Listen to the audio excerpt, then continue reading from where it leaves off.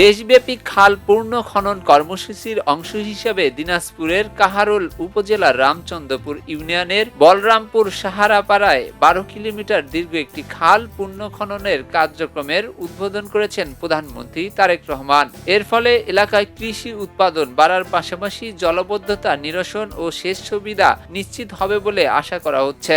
সোমবার দুপুর ১২টা ২৮ দিনাজপুর কাহারোল উপজেলার বলরামপুর সাহাপাড়ার উপস্থিত হয়ে মাটি কেটে খাল পূর্ণ খনন কর্মসূচির আনুষ্ঠানিক উদ্বোধন করেন প্রধানমন্ত্রী।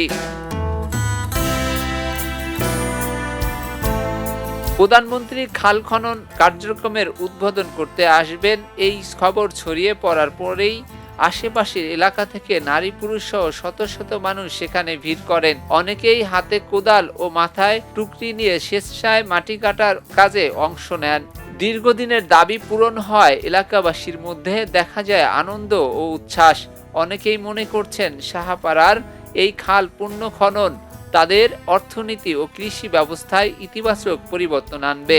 খাল খননের ফলে এই সেচের ব্যবস্থা থাকলে জমি অনেক আশেপাশের জমিগুলোতে সেচের মাধ্যমে অনেক কিছু ফসল আবাদ উৎপন্ন সম্ভব হবে এবং সেখানে জলাবদ্ধতা সৃষ্টি করলে মাছের চাষও হবে।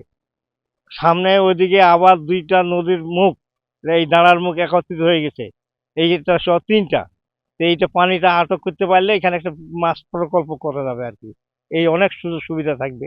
এমন দিন আছে সময় বোরিংয়ে পানি ওঠে, আর নদীতে যদি পানি থাকে লিয়ার পায় বা নদী থেকে উঠানো যায়, তখন পানি ভালো হবে।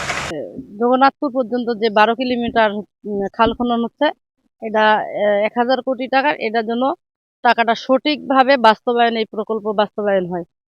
এই কাজটা যেন একবারে টেকসই মজবুত হয়। প্রায় ১২ কিলোমিটার দীর্ঘ এই খাল পূর্ণ খননের ফলে প্রায় ১,২২২ হেক্টর জমি সেচ সুবিধার আওতায় আসবে। এছাড়াও প্রায় ৪০ বর্গ কিলোমিটার এলাকার জলাবদ্ধতা নিরসন হবে। বর্ষা মৌসুমে পানি দ্রুত নিষ্কাশন এবং খরার মৌসুমে সেচের জন্য পানি সংরক্ষণ করা সম্ভব হবে বলে সংশ্লিষ্টরা জানিয়েছেন। এলো খবরের কাগজ, নিখাত, নির্ভীক, নিরপেক্ষ।